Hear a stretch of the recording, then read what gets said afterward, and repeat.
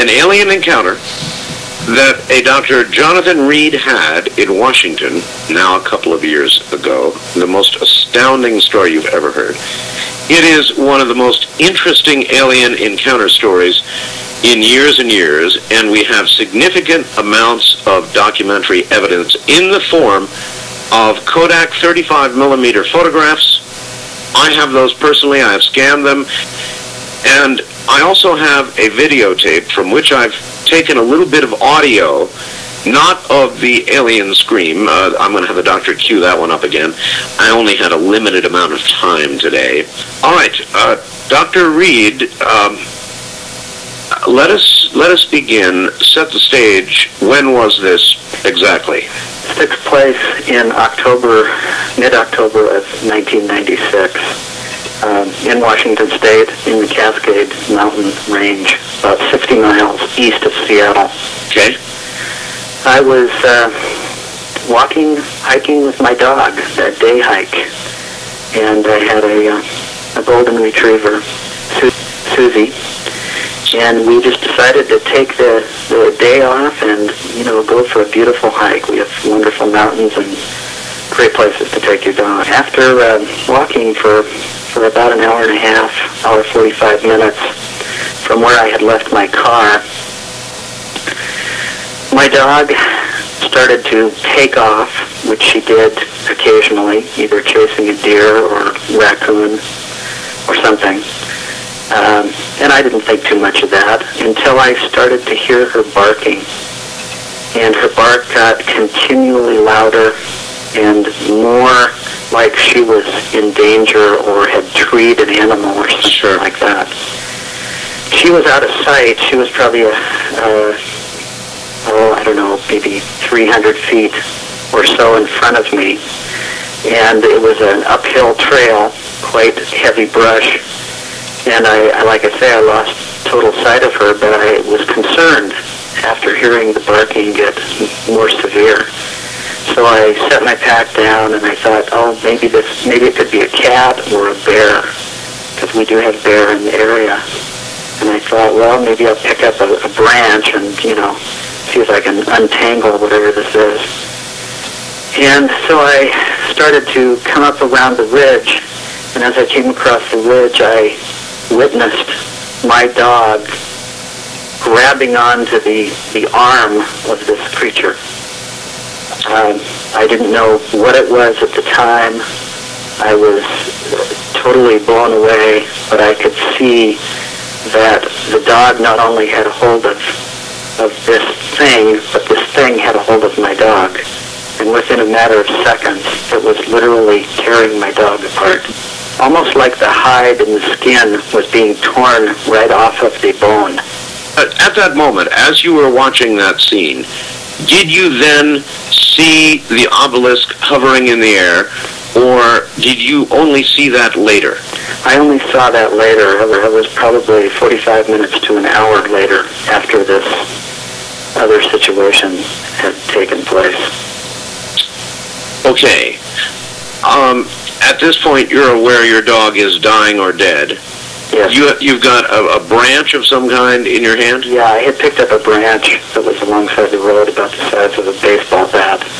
You obviously advanced toward and hit this alien over the head. Did you do that sort of without thinking, or, what went through your mind? Here was your dog being killed in a horrible way, and you were going to approach this thing that was doing that.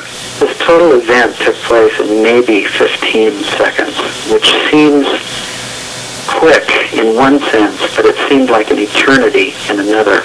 The last thing that I really consciously remember was yelling at Susie to let go, because I was under the impression that she was grabbing this creature.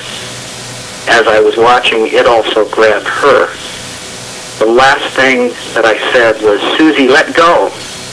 And there was nothing. There was nothing but this fury of this shaking, pulsating being. At that moment, I think I just became emotionally unconscious of what I was doing. Mm-hmm. I leaped forward and swung this makeshift bat and hit it on the side of the head. This is the theater of the mind here on radio, so we're going to have you explain, if you can, Doctor, what this creature that killed your dog looks like.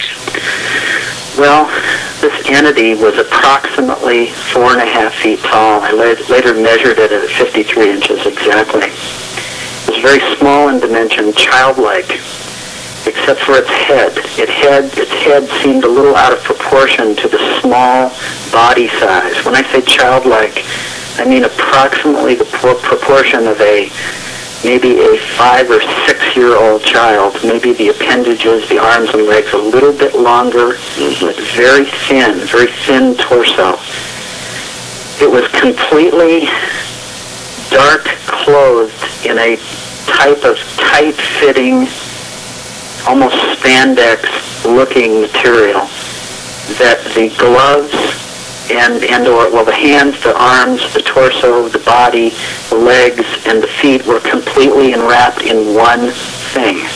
And that is in the photographs. A lot of people have asked about that black, whatever it is, the alien appears to be wearing. Anyway, you whack this thing over the head. Yes. Did you come running up to it and just whack it suddenly? I mean, a fast... I literally leaped forward to hit at it. And in fact, I'm surprised I even hit it. I'm not an athlete, but I weigh about 190 pounds and I'm 5'10", so I had a pretty good size difference on this thing. All right, you were on that scene for a total of 3 hours. Yeah, I think it was just under 3 hours. Just under 3 hours.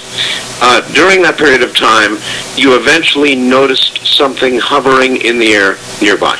About an hour after my dog had found the being, I had been sick. I had been practically out of my mind, not knowing what to do.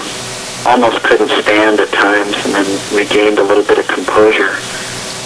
And it seemed for a long time like everything had stopped, like the air had gone dead.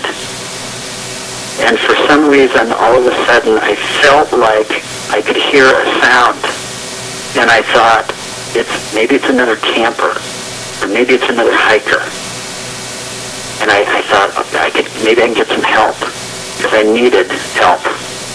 And I kind of ran up the path about 30 feet, and I listened, and I couldn't hear anything, but I almost could feel a humming type of sound, almost like when you feel static electricity against the hair on your arm or the back of your neck. Sure. And I tried to listen close enough to where it was coming from, but I couldn't determine where it was coming from. It was so subtle. And I ran the other way down, back toward where I had dropped my backpack, maybe another 60, 70 feet. And I couldn't hear it at that point. And I thought, well, it's gone. Maybe they're moving away from me, or, maybe it was in my mind. And all of a sudden, I turned around, and through the brush, probably some 150 feet from where I was standing, I could see the outline of a black shape. And at first, I thought, well, what is that? Is it a tent? Is it, I didn't know what I was looking at. When I first got the photographs, Doctor, I thought it was a ship. And obviously the vehicle, the creature landed in.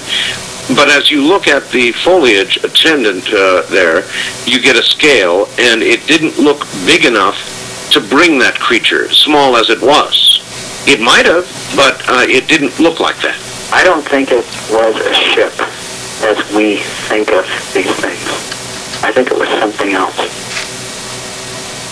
It was, in its dimensions, it was approximately 9 feet long, about 2 3/4 feet high, and about 3.5 to 4 feet wide. It had 6 sides, 6 definite dimensional triangles.